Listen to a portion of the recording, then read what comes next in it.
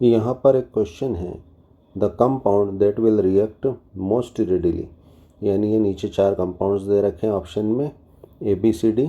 इनमें ऐसा कौन सा कंपाउंड है जो बहुत आसानी से रिएक्ट करेगा या रिएक्शन करेगा विथ गैसियस ब्रोमीन, यानी गैसियस Br2 के साथ, हैज़ द फार्मूला। ऐसे कंपाउंड का फार्मूला क्या होगा? तो यहाँ पर आंसर होगा A, यानी C3H6। ये किस तरह से होगा, आइए हम देखते हैं। यहाँ पर C3H6 डबल बॉन्ड वाला कंपाउंड यानी प्रोपीन है। यहाँ पर हमारा बी ऑप्शन ट्रिपल बॉन्ड वाला कंपाउंड यानी एसिटिलीन है। और यहाँ पर सी जो है सिंगल बॉन्ड रखने वाला कंपाउंड C4H10 यानी ब्यूटेन है।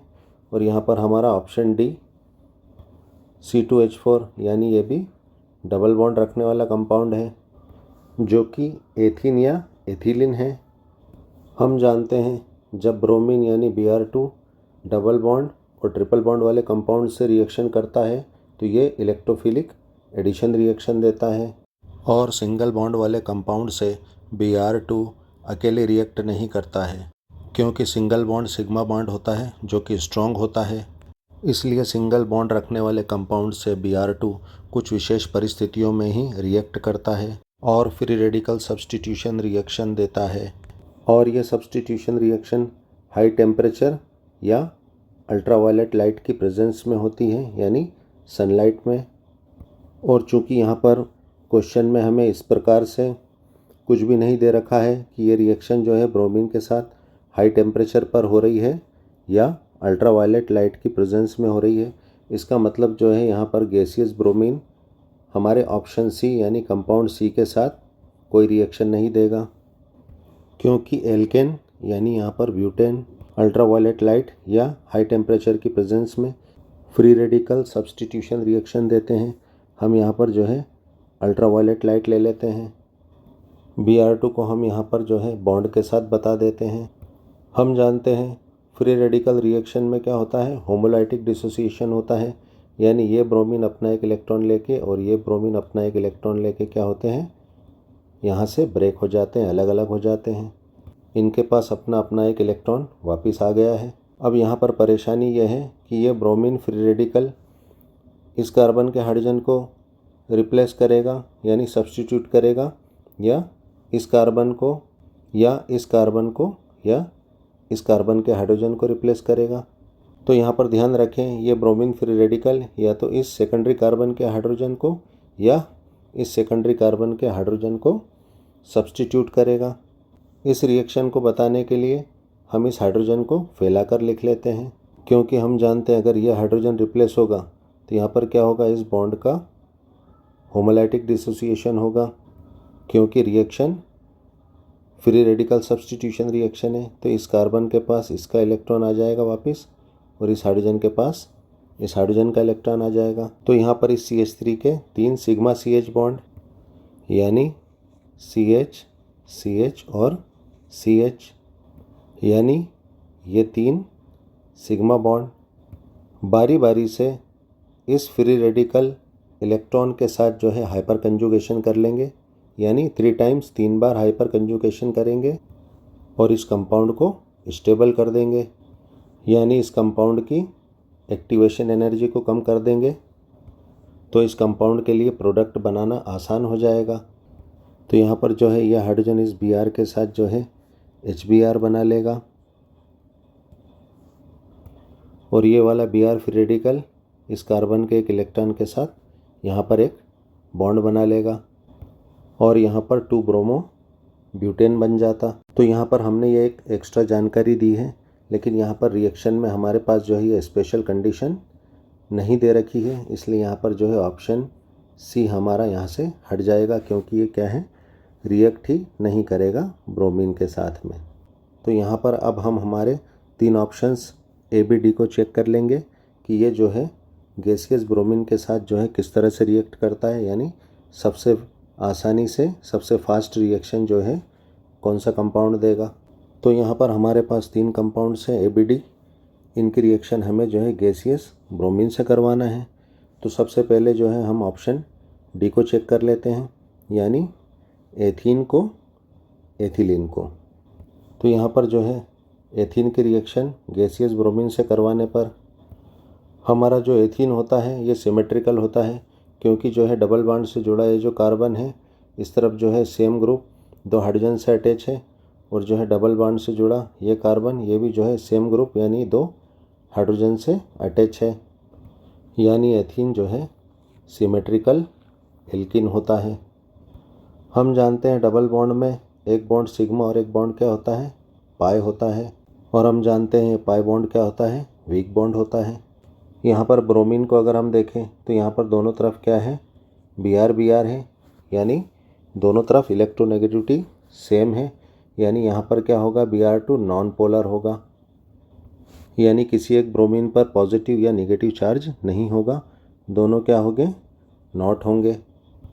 तो यहाँ पर जो है C2H4 यानी एथीन के ये पाई इलेक्ट्रॉन्स जो है जैसे ही Br2 को देखते हैं तो ये जो है Br2 की तरफ अट्रैक्ट होते हैं, और जैसे ही C2H4 के पाई इलेक्ट्रॉन्स Br2 के पास आते हैं तो इस Br2 के बीच का जो बॉन्ड है ये रिपील होके जो है इस Br2 की तरफ आ जाता है थोड़ा सा, यानी ये बॉन्ड पोलराइज हो जाता है, यानी इस Br पर डेल नेगेटिव और इस Br पर डेल पॉजिटिव चार्ज आ जाता है पार्शियल, और ये C2H4 अपने पाई इलेक्ट्रॉन्स से Br2 के पास आकर पाई कॉम्प्लेक्स बना लेता है, और इस Br2 में इस C2H4 के कारण इंड्यूस्ड पोलराइजेशन आने से ये बॉन्ड यहाँ से ब्रेक हो जाता है।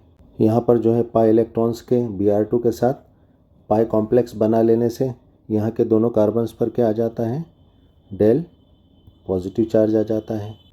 अब ये Br पॉजिटिव यानी इलेक्ट्रोफाइल हम जानते हैं जिनके पास इलेक्ट्रॉन्स की कमी होती है, जिन पे पॉजिटिव चार्ज होता है वो इलेक्ट्रोफाइल होते हैं।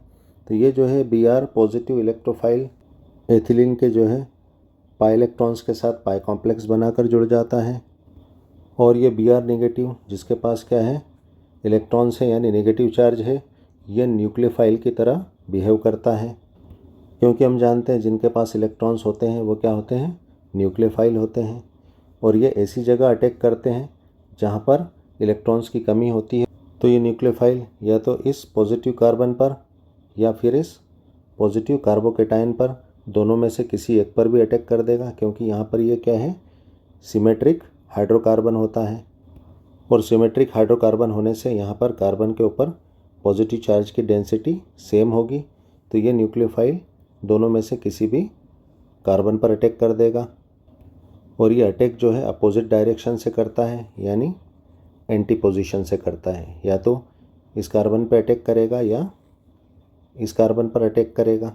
अगर मान लो ये Br नेगेटिव इलेक्ट्रोफाइल इस कार्बन पर अटैक करता है तो पाई कॉम्प्लेक्स का ये बॉन्ड टूट के जो है Br डेल पॉजिटिव पर चले जाएगा, और Br का ये डेल पॉजिटिव चार्ज ख़त्म हो जाएगा, यानी ये Br इस कार्बन से अटैच हो जाएगा, और ये बॉन्ड क्या हो जाएगा, हार्ड हो जाएगा, यानी कि स्ट्रॉन्ग हो जाएगा, और ये न्यूक्लियोफाइल यानी Br नेगेटिव इस कार्बन से जो है एंटी साइड से यानी अपोजिट साइड से जाकर इससे जुड़ जाएगा, और हमें यहाँ पर ये प्रोडक्ट मिल जाएगा, यानी 1,2-डाइब्रोमो ईथेन। अभी हमने जो है हमारे ऑप्शन डी को यानी एथीन को चेक करा, जो कि क्या है, एक सिमेट्रिकल हाइड्रोकार्बन था। अब हम ऑप्शन ए को चेक करेंगे, जो कि क्या है, अनसिमेट्रिकल हाइड्रोकार्बन है, क्योंकि यहाँ पर एक हाइड्रोजन को जो है सब्सटीट्यूट करके रिप्लेस करके जो है मेथिल ग्रुप यहाँ पर अटैच है। तो यहाँ पर हम कंपैरिजन करेंगे कि डी और ए में Br2 के साथ कौन रेडिली आसानी से या तेज़ी से फास्ट रिएक्ट करेगा। तो यहाँ पर जो है हमारा प्रोपीन जब गैसियस Br2 के साथ रिएक्ट करता है तो जैसा कि हमने बताया यहाँ पर प्रोपीन जो है ये क्या है, एसिमेट्रिकल हाइड्रोकार्बन है। तो जैसा कि हमने इससे पहले देखा गैसियस ब्रोमीन जो है डबल बॉन्ड के साथ जो है इलेक्ट्रोफिलिक एडिशन रिएक्शन देती है।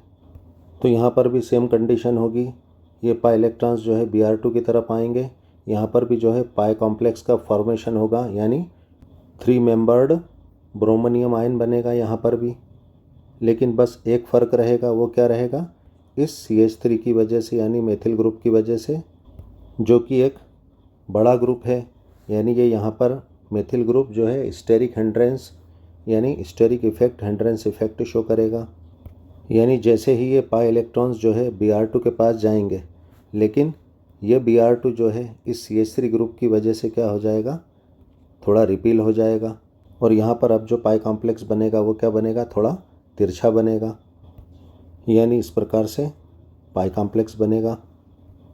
और जैसा कि हमने पहले देखा, इन पाई इलेक्ट्रॉन्स से रिपील होकर जो है इस Br पर डेल पॉजिटिव और इस Br पर जो है डेल नेगेटिव चार्ज आ जाएगा और ये बॉन्ड जो है यहाँ से ब्रेक हो जाएगा। तो यहाँ पर जो है पहले की तरह हमारा जो है ये ब्रोमोनियम आयन 3 मेंबर्ड रिंग तैयार हो गई है। इसे हम ब्रोमोनियम आयन इंटरमीडिएट भी कहते हैं। तो जैसा कि हमने पहले देखा था, इन पाई इलेक्ट्रॉन्स के जो है Br2 की तरफ खिसकने से जो है दोनों कार्बन्स पर डेल पॉजिटिव चार्ज आए थे। लेकिन यहाँ पर अगर हम देखें तो पाई इलेक्ट्रॉन्स ज़्यादा दूर गए हैं, क्योंकि यहाँ पर क्या है, ये बॉन्ड जो है ज़्यादा लंबा है। तो यहाँ पर जो है ज़्यादा डेल पॉजिटिव चार्ज आएगा और जो है इस कार्बन पर कम डेल पॉजिटिव चार्ज आएगा। अब हमारे साथ प्रॉब्लम ये आ रही है कि ये Br नेगेटिव न्यूक्लियोफाइल जो है एंटी तरफ से इस कार्बोकेटाइन से जुड़े या इस कार्बोकेटाइन से जुड़े, क्योंकि पहले क्या था, एथीन था, जो कि क्या था, सिमेट्रिकल हाइड्रोकार्बन था। लेकिन यहाँ पर क्या है, एसिमेट्रिकल हाइड्रोकार्बन है, क्योंकि क्या है, प्रोपीन है। और यहाँ पर जो है कार्बन के ऊपर पॉजिटिव चार्ज की डेंसिटी भी अलग अलग है। और हम जानते हैं कोई भी अटैकिंग एजेंट ऐसी जगह अटैक करता है जहाँ पर जो है एनर्जी कम हो, और एनर्जी कम कैसे होती है, स्टेबिलिटी से होती है। तो यहाँ पर जो है इस कार्बन पर पॉजिटिव चार्ज ज़्यादा है, ये ज़्यादा अनस्टेबल है। और यहाँ पर इस कार्बन पर क्या है, पॉजिटिव चार्ज कम है, यानी ये कार्बन क्या है, अभी की कंडीशन में ज़्यादा स्टेबल है। तो यहाँ पर जो है एनर्जी इस कार्बन की कम हो जाती है, क्योंकि ये कार्बन क्या है, स्टेबल हो जाता है। और इस कार्बोकेटाइन की स्टेबिलिटी की वजह होता है ये मेथिल ग्रुप। हम जानते हैं जो मेथिल ग्रुप होता है ये पॉजिटिव इंडक्टिव इफेक्ट शो करता है, यानी ये जो है इलेक्ट्रॉन रिपीलिंग ग्रुप होता है। इसे हम इलेक्ट्रॉन डोनेटिंग ग्रुप भी कहते हैं। तो ये क्या करता है, इस बॉन्ड को जो है इस कार्बोकेटाइन की तरफ शिफ्ट कर देता है, खिसका देता है, जिससे इस कार्बोकेटाइन का चार्ज कम हो जाता है और इसकी एनर्जी कम हो जाती है। और एनर्जी कम होने से क्या होता है, एक्टिवेशन एनर्जी भी कम हो जाती है। और यही मेथिल ग्रुप इस कार्बोकेटाइन के साथ हाइपर कंजुगेशन भी शो करता है। हम मेथिल ग्रुप को फैलाकर लिख लेते हैं। हम जानते हैं किसी भी कार्बोकेटाइन का जो एडजेसेंट कार्बन होता है, निकटवर्ती कार्बन होता है, इसके CH बॉन्ड का जो सिग्मा बॉन्ड होता है वो इस कार्बोकेटाइन के साथ क्या करता है, हाइपर कंजुगेशन कर लेता है। तो यहाँ पर कितने सिग्मा बॉन्ड हैं, 1, 2 और 3 है ना, कितने, 3 सिग्मा बॉन्ड्स हैं। तो ये मेथिल ग्रुप क्या करता है, इस कार्बोकेटाइन के साथ 3 टाइम्स 3 बार हाइपर कंजुगेशन कर लेता है और ज़्यादा स्टेबिलिटी जो है इस कार्बोकेटाइन में आ जाती है। इस तरह से इंडक्टिव इफेक्ट और हाइपर कंजुगेशन से इस कार्बोकेटाइन में जो है स्टेबिलिटी आ जाती है, जिससे इसकी एक्टिवेशन एनर्जी कम हो जाती है, जिससे जो है ये कार्बोकेटाइन बहुत ज़्यादा रिएक्टिव हो जाता है और ये Br नेगेटिव इलेक्ट्रोफाइल जो है फट से इस कार्बोकेटाइन पर एंटी साइड से अटैक कर देता है और इस कार्बोकेटाइन से जुड़ जाता है। और ये जो है पाई कॉम्प्लेक्स का ये बॉन्ड टूट के जो है इस Br पॉजिटिव पर आ जाता है और ये बॉन्ड जो है स्ट्रॉन्ग हो जाता है। तो यहाँ पर नेक्स्ट कंडीशन में क्या बन जाएगा, यहाँ पर जो है ये कंपाउंड बन जाएगा, यानी 1,2-डाइब्रोमो-प्रोपेन। तो यहाँ पर जो है प्रोपीन के साथ रिएक्शन रेडीली हुई और बहुत फास्ट हुई, और ये सब किस वजह से हुआ, इस मेथिल ग्रुप की वजह से हुआ। इसीलिए मोरकोनिकोव ने डबल बॉन्ड और ट्रिपल बॉन्ड वाले कंपाउंड्स के लिए एक रूल दिया था कि जब भी HBr या Br2 यानी पॉजिटिव और नेगेटिव चार्ज रखने वाले कंपाउंड्स या मॉलिक्यूल जब डबल बॉन्ड या ट्रिपल बॉन्ड रखने वाले कंपाउंड्स पर अटैक करते हैं तो पॉजिटिव पार्ट के जुड़ने के बाद जो बचा हुआ नेगेटिव पार्ट होता है वो ऐसे कार्बन से जाके जुड़ता है जो ज़्यादा सब्स्टिट्यूटेड हो। क्योंकि यहाँ पर अगर देखें तो ये कार्बन जो है सब्स्टिट्यूशन इस कार्बन का नहीं हुआ, यहाँ पर दोनों हाइड्रोजन अटैच हैं, लेकिन यहाँ पर जो है एक हाइड्रोजन का इस CH3 यानी मेथिल ग्रुप से क्या हो गया है, सब्स्टिट्यूशन हो गया है। इसलिए जो है नेगेटिव पार्ट जो है इस सब्स्टिट्यूटेड पार्ट पर आकर ही जुड़ता है, ऐसा मार्कोनिकोव ने बताया। और यहाँ पर अगर मान लो इस हाइड्रोजन एटम को भी हम एक और मेथिल ग्रुप से अगर सब्स्टिट्यूट कर दें, यानी यहाँ पर एक और मेथिल ग्रुप यहाँ पर जोड़ दें, तो ध्यान रखना है नेगेटिव पार्ट और ज़्यादा तेज़ी से जो है इस कार्बन पर आकर अटैक करेगा, है ना। नेगेटिव पार्ट जो है और ज़्यादा रेडिली और ज़्यादा फास्टली जो है इस कार्बन से आकर अटैच हो जाएगा, यानी इलेक्ट्रोफिलिक एडिशन रिएक्शन इस कंपाउंड में और ज़्यादा रेडिली और फास्टली होगी। तो यहाँ पर एक बात का ध्यान रखना कि जो ज़्यादा सब्स्टिट्यूटेड कार्बन होता है वो सबसे ज़्यादा जो है आसानी से रिएक्ट करता है। तो यहाँ पर हमें हमारा आंसर ऑप्शन ए तो मिल गया है जो कि रेडिली रिएक्ट करेगा, लेकिन यहाँ पर हम ऑप्शन बी को भी चेक कर लेंगे। तो हमारा ऑप्शन बी क्या है, एसिटिलीन है यानी इथाइन है। तो यहाँ पर जो है हमारा इथाइन यानी एसिटिलीन जब Br2 से गैसियस Br2 से रिएक्ट करेगा तो क्या क्या कंडीशन बनेगी, वो ही हमारा पाई कॉम्प्लेक्स बनेगा इस पाई बॉन्ड के इलेक्ट्रॉन्स के साथ। और यहाँ पर क्या है, सिमेट्री है ना, दोनों तरफ कार्बन से जुड़े हाइड्रोजन ग्रुप सेम है, तो यहाँ पर जो है पाई कॉम्प्लेक्स बैलेंस्ड रहेगा।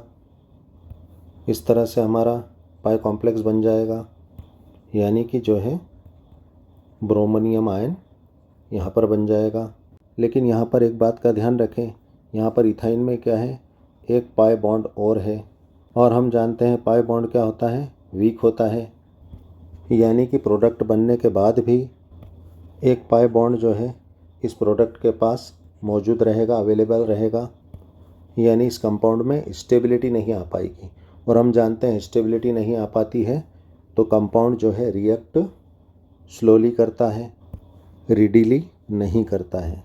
यानी गैसियस Br2 के साथ सबसे कम रेडिली जो है एसिटिलीन यानी इथाइन रिएक्ट करेगा, उससे थोड़ा ज़्यादा रेडिली जो है एथीन करेगा यानी एथिलीन करेगा, और सबसे ज़्यादा जो है रेडिली हमारा प्रोपीन रिएक्ट करेगा, जो कि हमारा आंसर ए है। Thanks for watching. वीडियो को लाइक कर देना, फटाफट सब्सक्राइब करो।